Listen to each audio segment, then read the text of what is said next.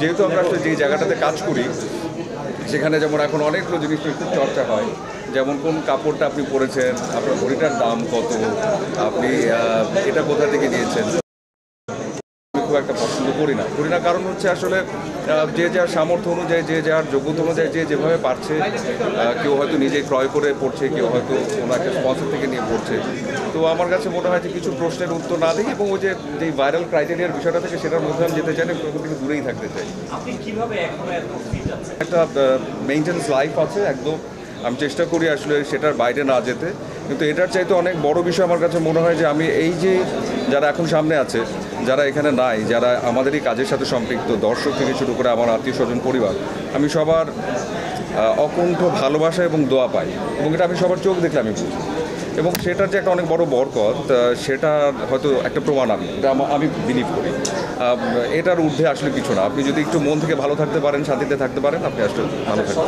যে কটা কাজ করবো সেই কটা যেন আসলে দর্শক থেকে শুরু করে আমরা নিজেরাও যারা আছি সবাই যেন পছন্দ করতে পারি, মনে রাখতে পারি, তেমনই কিছু কাজ নিয়ে আসি এবং সেই জায়গা থেকে আমার কাছে মনে হয় যে কোনো কিছুই দেরি না, বরং হয়তো বুঝে শুনে হয়তো আরও যদি এমনও হয় যে বছরে একটা দুটো করে করছি, তাতেও আমার কোনো আপত্তি নেই, কিন্তু ভালো এবং শুধু ভালো কাজটাই করতে।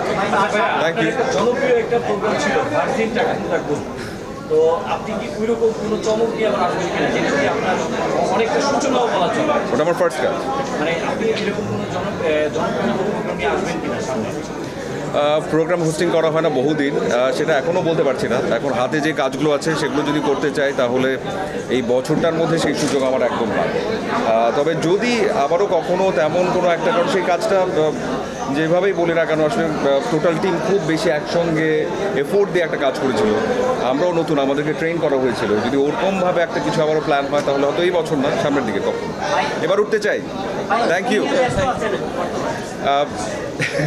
শো করে আসলাম, এরপরে কাজ আছে, চলচ্চিত্রের কাজ আছে এবং সেটাই বলবো, একটু সময় নিয়ে সবাইকে বলতে চাই এবং আমি বলবো এটার জন্য আমাকে 2-3 দিন একটু সময় দিতে হবে সবাইকে।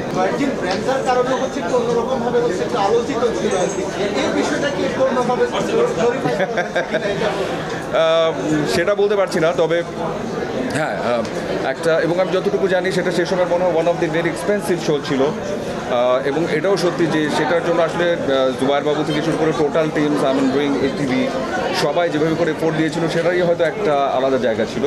আর যে ড্রিঙ্কসটা স্পন্সর করেছিল সেটাও তখন নতুন ছিল, হ্যাঁ নামটা হয়তো একটু অন্যরকম, কিন্তু আমার মনে হয় না সেটার কারণে কিছু একটা, এটা আসলে যে যার যোগ্যতা অনুযায়ী কিংবা যে কাজটা যেমন সেই কাজটা আসলে যতদূর যেভাবে যেতে পারে সেভাবে করে গেছে, এটা আমার বিশ্বাস।